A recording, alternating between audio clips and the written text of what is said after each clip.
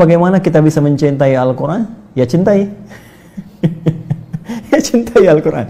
Bagaimana kita mencintainya? Nah, ini yang mesti kita turunkan. Pertama, kita mesti belajar tentang apa keistimewaan Al-Quran yang bisa memberikan manfaat bagi kita. Sehingga ini bisa menjadi motivasi bagi kita untuk cinta terhadap Al-Quran. Ya, saya berikan beberapa contoh misal. Ini motivasi terbesarnya.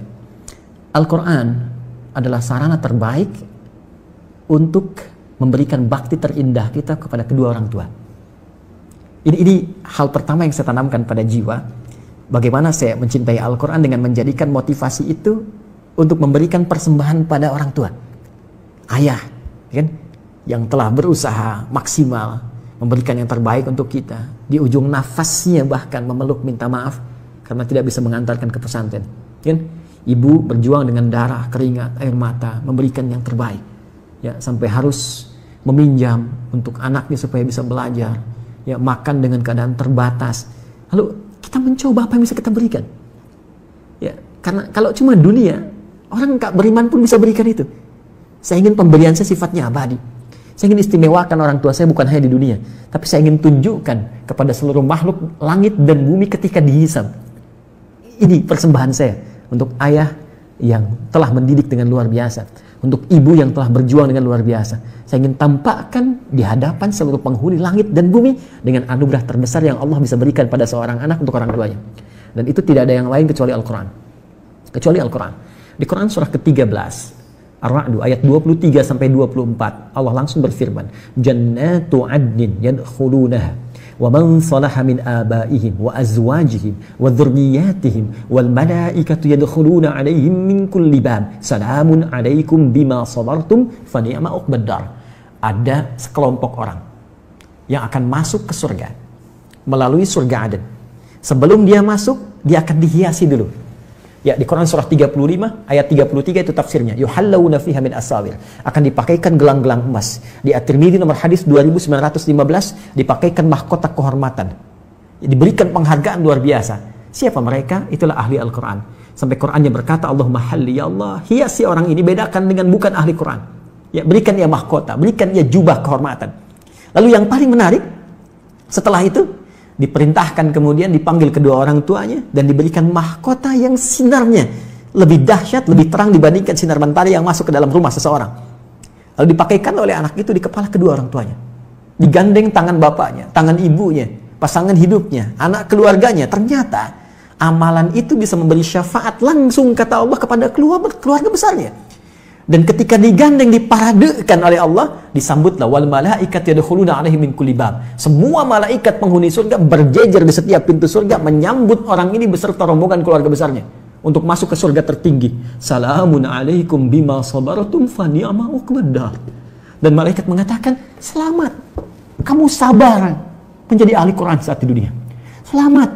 Kamu berusaha menghafal. Mungkin kamu penat di malam harinya. Mungkin kamu capek di siang harinya. Mungkin ada orang mengatakan apa yang kamu lakukan dengan kesibukan kamu saat ini. Tapi satu ketika malaikat berkata, silahkan nikmati tempat terindah yang belum pernah dijamah oleh siapapun karena kesabaran kau. Dan diantara yang paling dahsyat, kita tidak menjadi soleh pribadi, tapi kita menjadi soleh sebagai seorang anak yang bisa membahagiakan kedua orang tua. Itu motivasi yang paling besar.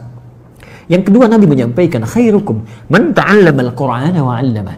Tidak ada orang baik, kata Nabi, menjadi puncak terbaik kecuali ahli Quran. Orang yang mau belajar Quran dan mengamalkannya.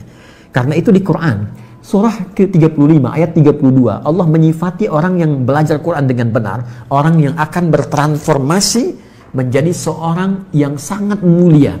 Ya, thumma awrathna al-kitaba alladzina istafaina min ibadina faminhum zalimun li nafsi faminhum muqtasid wa minhum sabiqun bil khairati biidznillah. Ahli Quran yang benar, hafidh yang benar, maka dia akan jadi pionir dalam setiap kebaikan. Makanya saya sering katakan begini, kalau ada ahli Quran baru baca saja, ya, terus dia menghafal, ya, taruhlah jangan katakan hafal 30 juz, hafidh. Dia baru hafal 1 ayat, 2 ayat. Itu ayat yang dia hafalkan akan merubah perilaku dia, pasti jadi baik. Karena dia mengandung firman Allah yang maha baik. Pasti jadi baik. Jadi kalau ada orang ahli Quran, kata-katanya nggak baik, pandangannya nggak baik, dia belajar Quran dengan cara yang salah. Mustahil. Hafid itu sudah pasti good looking. Ya. Kalau kita jadi hafid itu sudah pasti baik, enak dipandang, enak bicara, good attitude. Ya, Jauh dari nilai-nilai keburukan, kekerasan, radikalisme, ekstremisme, dan sebagainya. Jadi, motivasi yang kedua, belajar Quran itu akan merubah tampilan kita lebih baik. Yang ketiga, ini riset. Ternyata, menjadi ahli Quran, itu bisa meningkatkan kecerdasan seseorang. Minimal 3 kali lipat dari orang biasa.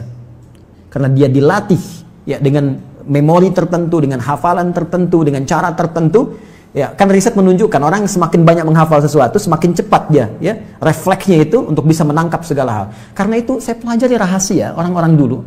Kenapa Ibnu Sina, Al-Kindi, Al-Farabi, Al-Ghazali, Al-Khawarizmi, Al-Battani, dan ulama-ulama muslim terdahulu begitu dahsyat. Sekarang orang untuk menguasai 2 bidang ilmu saja susahnya luar biasa. Mereka itu 3-5 bidang ilmu. Dan ternyata dasar utamanya cuma 2 yang dimaksimalkan sejak kecil. 1, sholat yang benar. 2, hafal Quran dari kecil.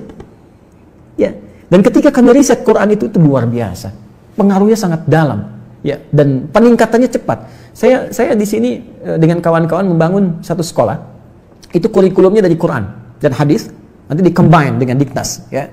Kita turunkan, jadi setiap ada pelajaran diknas, misalnya matematika nih, belajar tentang misalnya bangun ruang, ya, atau dimensi tertentu. Ini ayatnya apa nih yang sesuai? Hadisnya apa nih? Kita turunkan. Jadi materinya diknasnya dapat, Qurannya dapat, hadisnya dapat. Tahukah Anda apa yang terjadi? Ya, Bapak Ibu sekalian, itu sekarang kami tanamkan karakteristik Quran itu refleks di lisan mereka. Ketika kosong, langsung keluar Qurannya. Dan setiap menyikapi sesuatu, ayatnya hadir. Naik kendaraan, langsung ayatnya keluar, doanya keluar. Di rumah, begitu menyikapi sesuatu, ayatnya datang, refleks. Dan ternyata percepatannya ke pelajaran kuat. Mereka cepat menangkap pelajaran. Bahkan yang paling menarik begini, mereka nggak pernah olahraga, misalnya futsal itu kayak main bola biasa. Satu kali kami ikutkan pertandingan futsal melawan anak-anak SD yang lain. Itu mereka belum pernah ikut pertandingan. Anda tahu apa yang terjadi? Juara 1.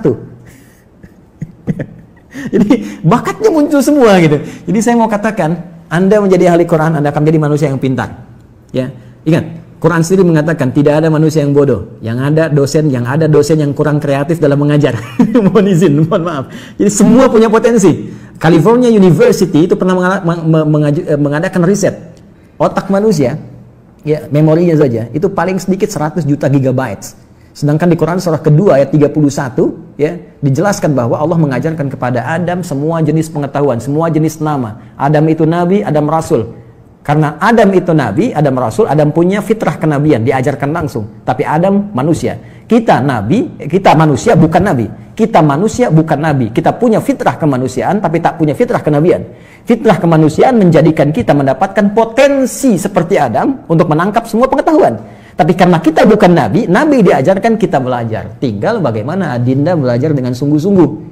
Maka turunkanlah kemudian ayat Quran untuk belajar Quran. Itu ada di Quran di surah ke-54, ya, ayat ke-17, ayat 22, ayat 32, ayat 40. Itu kuncinya. Kemudian tingkatkan takwa kepada Allah untuk mempercepat. Itu ada di Quran surah kedua di akhir ayat 282. Ya, kemudian setelah itu nikmati pelajaran Qurannya sampai Allah memberikan kemudahan. Itu ada di Al-Quran di surah Al-Qiyamah 75 ayat 16 sampai dengan 18. Kemudian jangan cepat menyimpulkan saya nggak bisa. Belajar dengan benar. Belajar tajwid. Pakai bahasa Arab lebih bagus. Karena di situ ada pahalanya langsung. Ya, dan kita bisa belajar lebih banyak lagi. Sabar, bersabar. Nabi aja 23 tahun. Masa Anda 23 hari pengen cepat selesai? Ya, bersabar karena ahli Quran dilihat dengan ikhtiarnya, bukan berapa banyak Quran yang Anda dapatkan. Kalau untuk menjadi jembatan supaya Anda bisa baca dengan Latin nggak ada masalah, tapi jangan jadikan kebiasaan. Itu pengantar supaya Anda bisa membaca dengan Arabnya. Di situ nanti Anda mendapatkan makna-makna yang lebih luas dibandingkan dengan Latin. Karena ada perbedaan di situ, perbedaan tersendiri yang tidak ditemukan kecuali dengan menggunakan bahasa Arab. Ya, Allahu ta'ala a'lam bis-shawab.